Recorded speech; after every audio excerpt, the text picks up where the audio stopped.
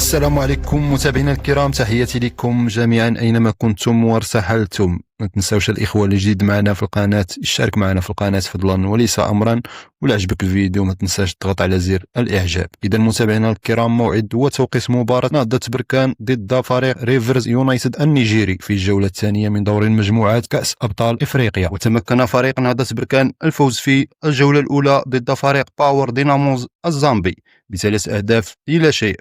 واما فريق ريفرز يونايتد النيجيري العائد بخسارة قاسية ضد فريق بيراميدز المصري ب3 أهداف لا شيء. واليكم اعزائي الكرام ترتيب المجموعة.